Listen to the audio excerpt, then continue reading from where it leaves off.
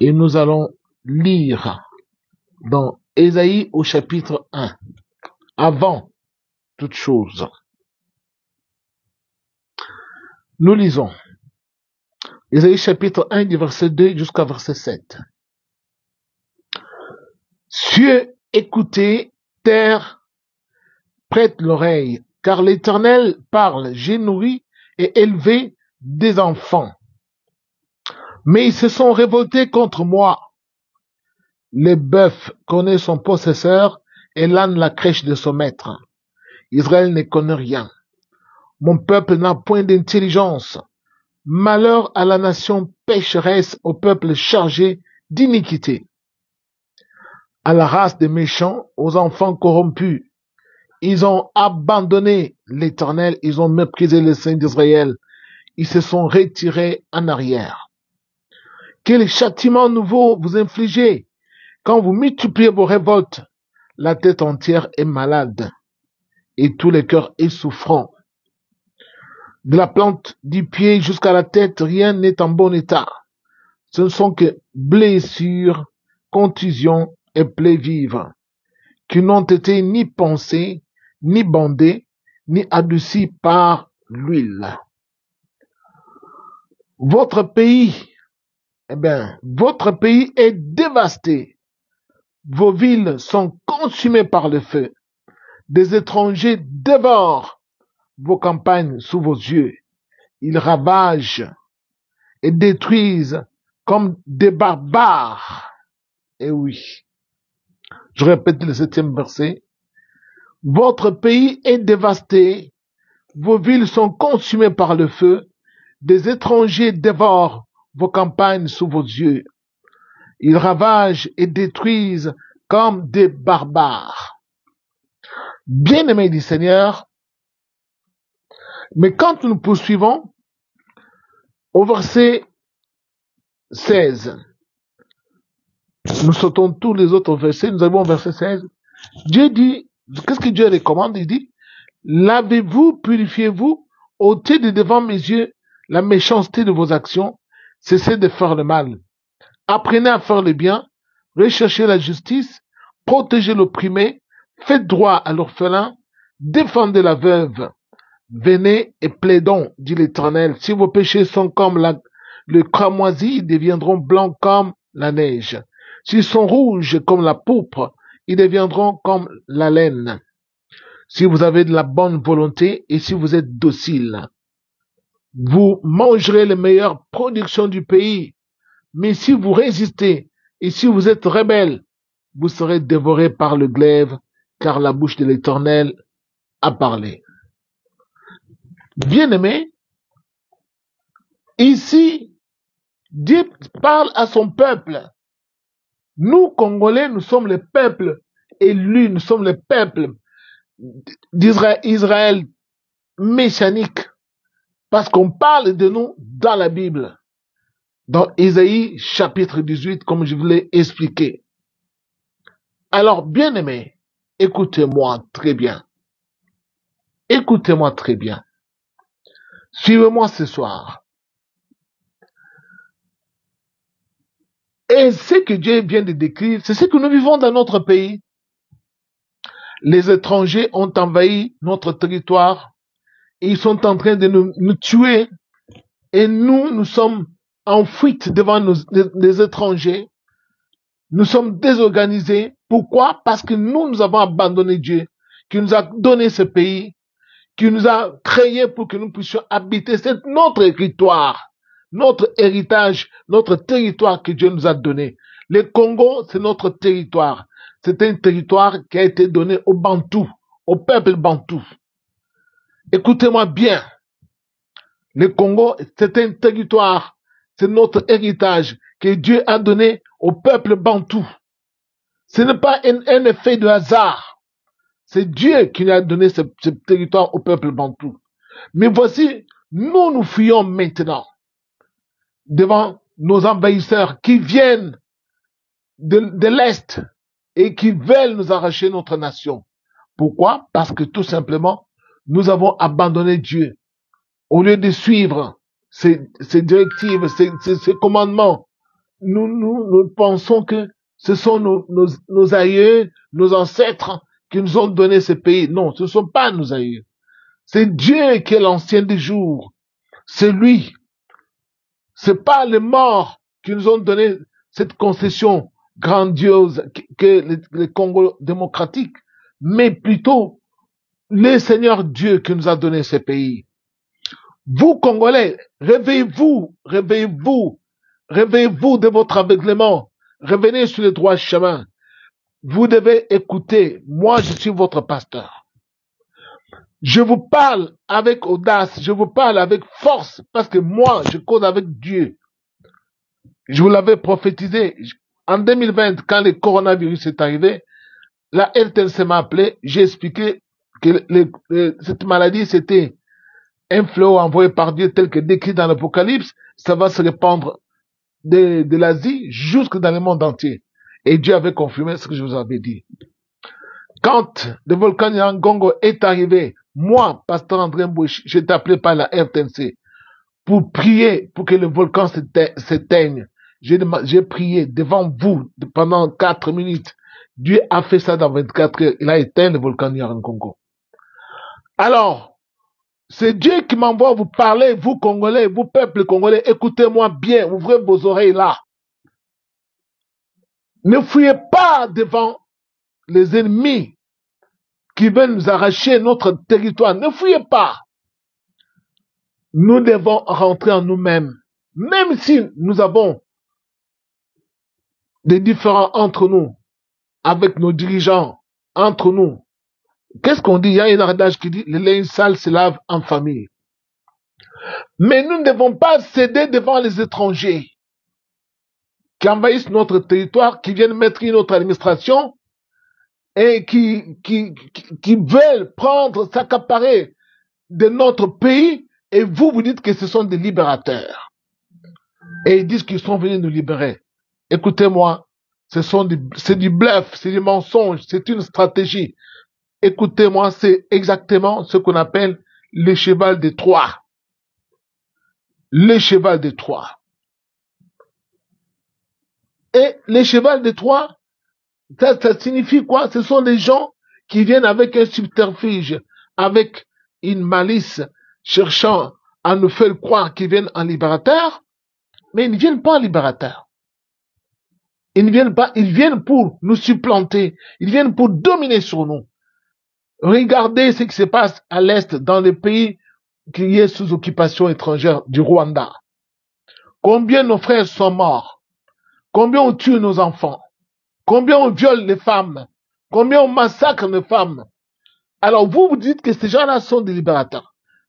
Et écoutez-moi très bien, Congolais, si on ne se réveille pas, si on s'enferme dans les maisons, comme on dit, entrez dans vos maisons et que les envahisseurs entrent, on va négocier. On sera esclave du Rwanda. Que voulez-vous encore que vous puissiez croire au mensonge du Rwanda? Depuis la guerre de AFDL, jusqu'à ce jour, le Rwanda n'a jamais quitté le territoire congolais. Il y a toujours insécurité sur insécurité à l'est du pays. Pourquoi? Pour pouvoir exploiter nos minerais. Et combien de millions de morts dont nous sommes victimes? C'est un génocide. Et tout cela est arrivé pourquoi? Parce que nous, à qui Dieu avait confié ces grands pays pour que nous puissions jouer un rôle de premier plan, un rôle prépondérant devant les nations de l'Afrique, devant le monde entier, nous n'avons pas joué ce rôle. Nous n'avons pas joué ce rôle. Pourquoi? Parce que nous sommes divisés. Nous sommes divisés, nous ne nous entendons pas. Nous sommes totalement divisés et nous-mêmes, les Congolais, nous nous faisons le mal entre nous, nous ne nous aimons pas, il n'y a pas d'amour. Dieu a mis une multitude de tribus et des ethnies dans ce pays pour sa gloire. Cette diversité de tribus pour sa gloire. Mais une seule tribu qui vient de l'extérieur veut nous supplanter, nous, sur notre territoire. Et nous, nous fuyons, nous nous cachons dans nos maisons, nous disons qu'ils sont des libérateurs. Écoutez-moi, peuple congolais. Tout cela nous arrive pourquoi? Parce que nous avons abandonné Dieu. Nous sommes désorientés. On nous dit aujourd'hui, j'entends des gens, certains soi-disant hommes de Dieu, qui disent que nous devons, on n'aura pas la paix sans les M23. Donc, c'est comme si Dieu a cessé d'exister. Hein? C'est comme si cette nation n'a pas son propriétaire, n'a pas son créateur. Moi, je cause avec Jésus-Christ. Moi, Pasteur André Mbouechi.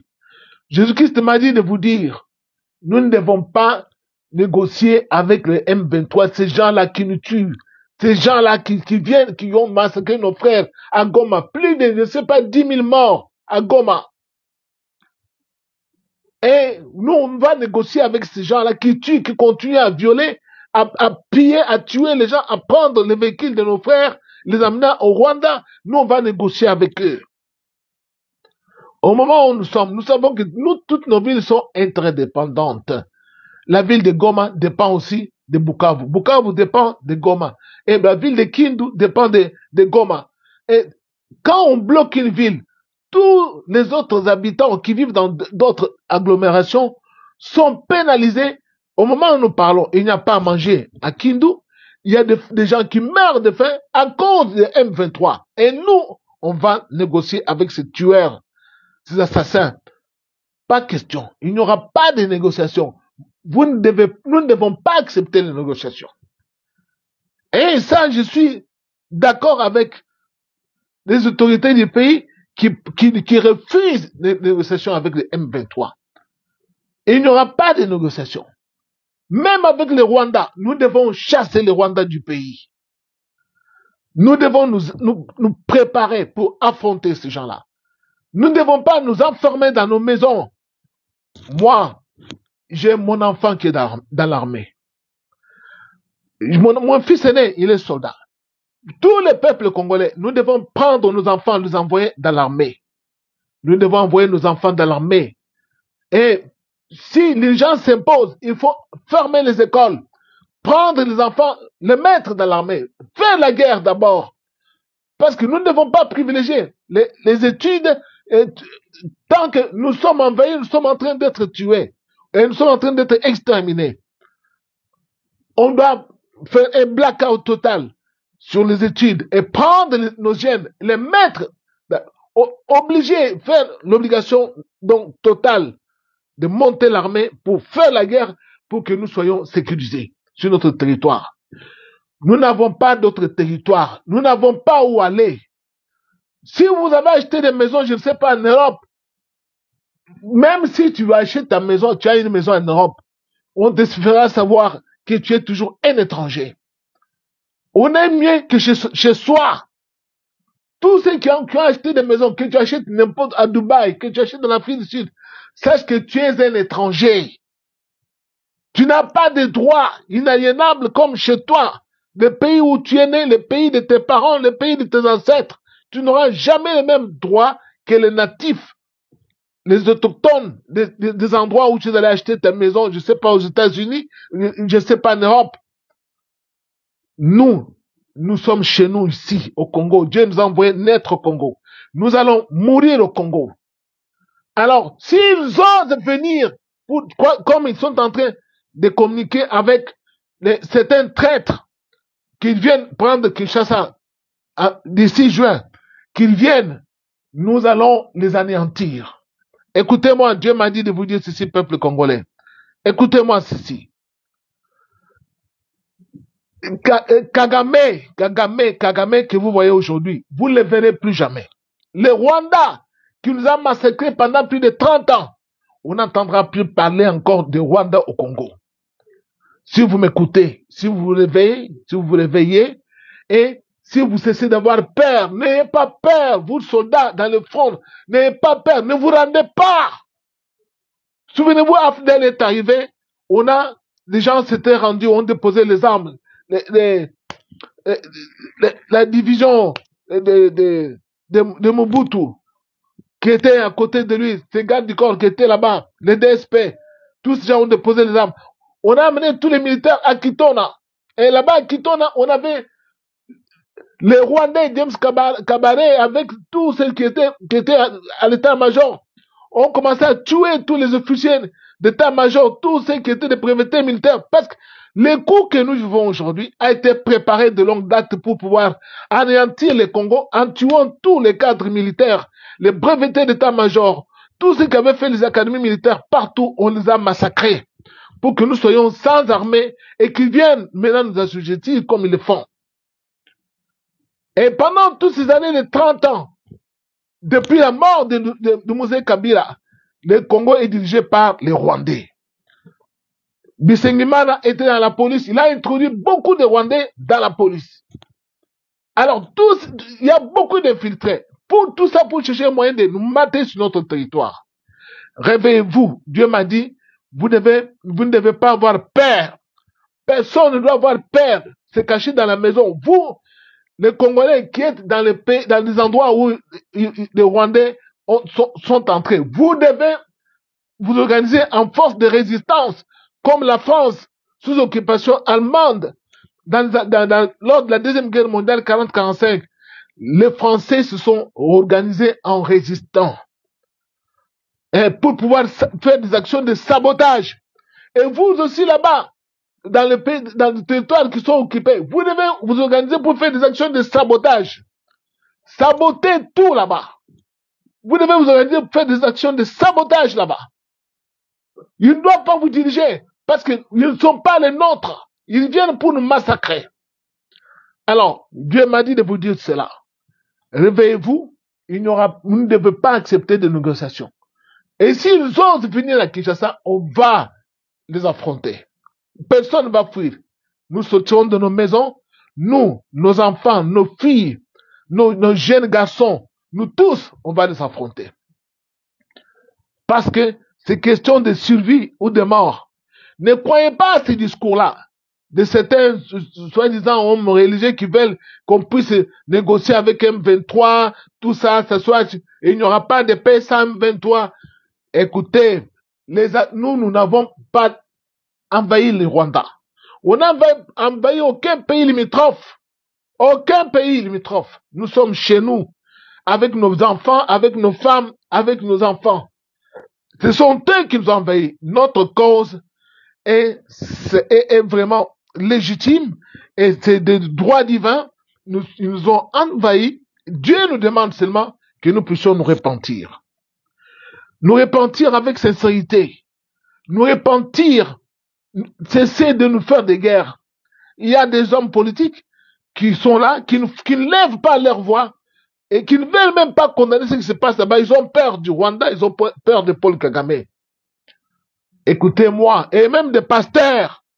Maintenant, ils ont les prophéties qui sortaient, ils ont fermé leur bouche là. Les langues qu'ils parlaient, ils ne parlent plus ça. Ils forment des langues mensongères, des langues de démons pour tromper le peuple congolais qui ont le Saint-Esprit. Si vous êtes dans le conseil de Dieu, qu'est-ce que Dieu vous a dit pour la guerre qui vient là? Vous aurez dit réveiller la population. Mais c'est parce que vous ne savez même pas ce que Dieu a décidé et vous trompez les gens. C'est le temps de se repentir. Tous les traîtres, Dieu m'a dit de vous dire, c'est la mort qui vous attend. Ceux qui sont dans l'armée, qui sont en train de communiquer avec les envahisseurs qui viennent pour nous arracher notre pays, la mort, Dieu m'a dit, si vous ne cessez pas, c'est la mort. Le prix de la trahison est amer, c'est la mort. Souvenez-vous de Judas qui avait trahi Jésus et c'est la mort qui s'en est suivie. Vous aussi, de même, mettez-vous en tête. Tous ceux qui trahissent le Congo, qui donnent des informations aux Rwandais pour qu'ils viennent, parce qu'ils vous ont promis des postes. Quand on va venir, on va faire de vous. Ce sont des menteurs. Ils veulent prendre notre pays. Depuis plus de 30 ans, le Rwanda est au Congo. C'est pourquoi notre pays n'avance pas. Et le petit Rwanda est en train de se développer avec nos richesses. Et tous les pays limitrophes, nos voisins, ils sont contents que notre pays soit dans l'insécurité pour que les bailleurs de fonds, les investisseurs aillent chez eux dans leur pays. Qu'il y ait toujours des guerres éternellement au Congo. Mais chez eux, ils prennent les investisseurs qui voudraient investir au Congo. Et vous allez comprendre, même des missions diplomatiques qui viennent ouvrir dans notre pays, mais ils vont avoir des résidences dans les pays limitrophes.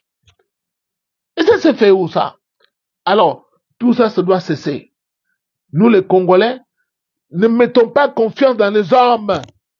Oh, l'Union européenne va combattre, même s'ils ont décrété des sanctions, même s'ils parlent, tout ça, ils ont sorti des condamnations, des motions de condamnation. Ils ne viendront pas combattre à notre place. Ce que nous vivons, d'autres peuples l'ont déjà vécu. Si vous regardez dans les années 60, le Vietnam a été confronté à la guerre d'indépendance avec l'Amérique, la grande puissance, la toute puissante armée des Américains. Mais la volonté du peuple qui était uni a fini par vaincre l'envahisseur américain. Et l'Amérique a fui le Vietnam. Le Vietnam est indépendant jusqu'aujourd'hui. Mais vous avez déjà oublié ce qui s'est passé en Afghanistan? L'Amérique a fui encore l'Afghanistan. Hein? Les talibans sont au pouvoir, non? L'Amérique a fui l'Afghanistan. Devant la volonté d'un peuple, aucune armée, fût-elle puissante, ne pourra rien. Alors, vous, Congolais, cessez de fuir devant les Rwandais. Vous, militaires, là-bas au front, cessez de jeter vos armes. On va vous égorger comme telle une chèvre. Si un homme qui est sur son territoire, devant sa femme, devant ses enfants, si on doit te tuer, tu dois mourir avec l'arme à la main. C'est ça un homme. Et ta mémoire sera honorée par ceux qui vont rester.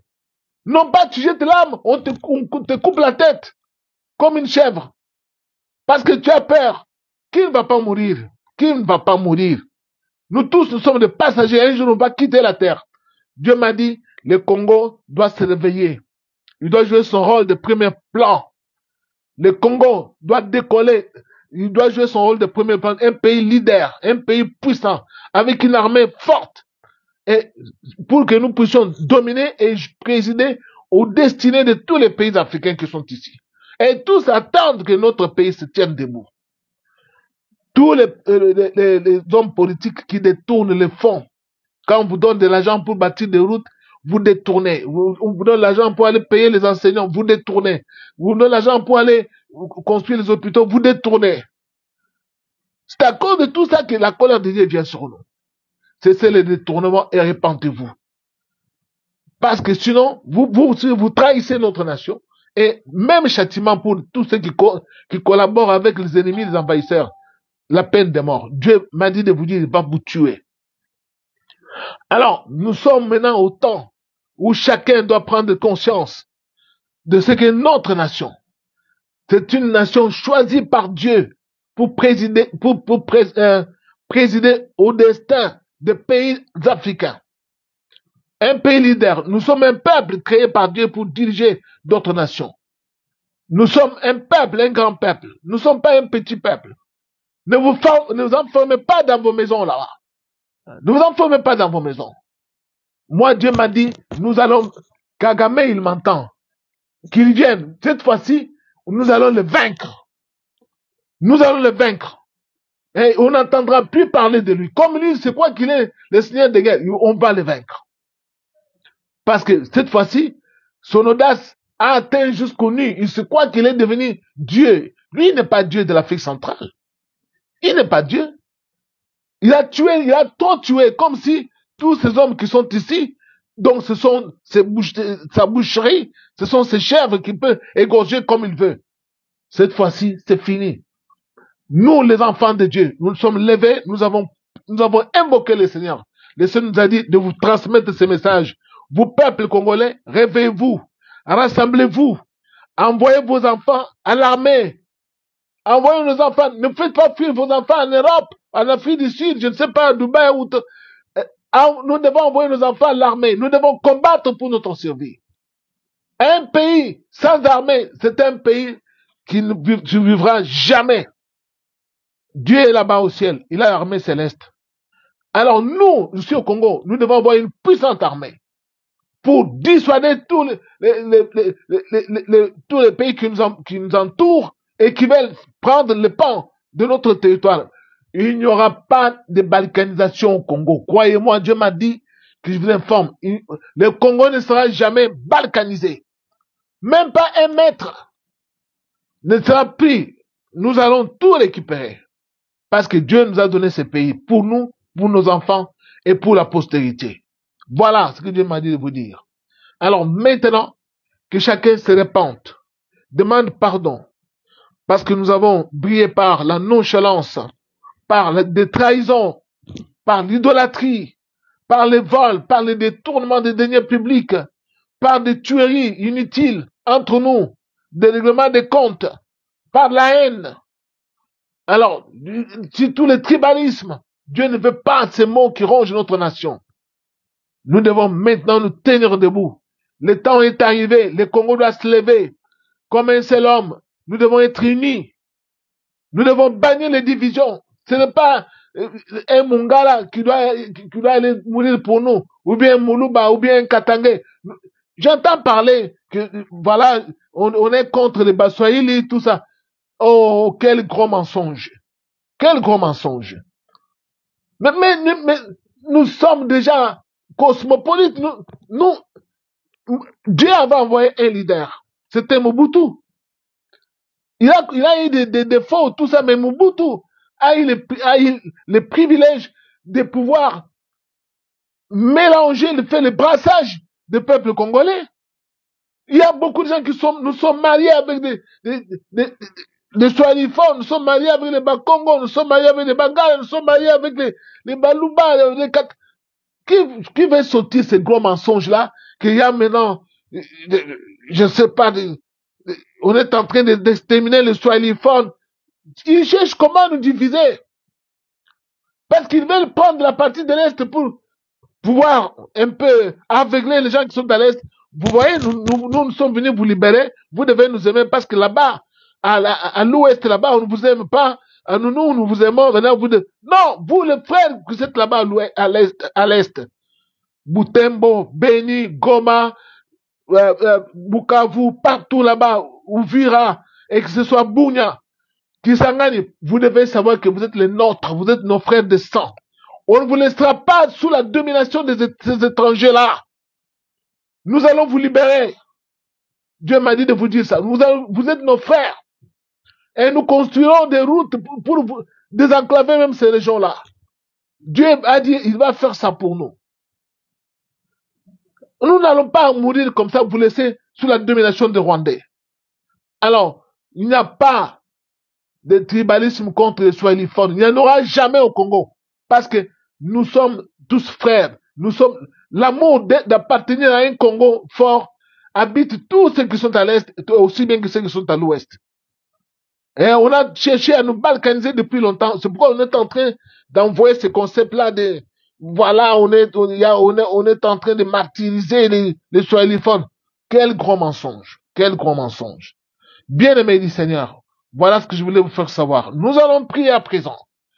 Demandons pardon pour tous les mots qui ont rongé la nation congolaise et qui ont fait que le Seigneur puisse nous abandonner. Nous avons lu là-bas, le Seigneur dit, purifiez-vous, lavez-vous, purifiez-vous et venez et plaidons, même si vos péchés sont noirs comme les cramoisis, ils deviendront blancs comme la neige. Alors, nous devons nous repentir avec sincérité. Nous devons prier pour notre nation. On y va au nom de Jésus-Christ. Éternel Dieu des armées, nous bénissons ton Saint-Nom, grand Dieu. Ô Seigneur éternel, pardonne-nous, Seigneur éternel, nous n'avons pas été à la hauteur de ta miséricorde. Nous avons trahi, mon Dieu, ta cause dans notre nation. Nous n'avons pas été fidèles à tes commandements. Nous ne sommes pas aimés, Seigneur éternel.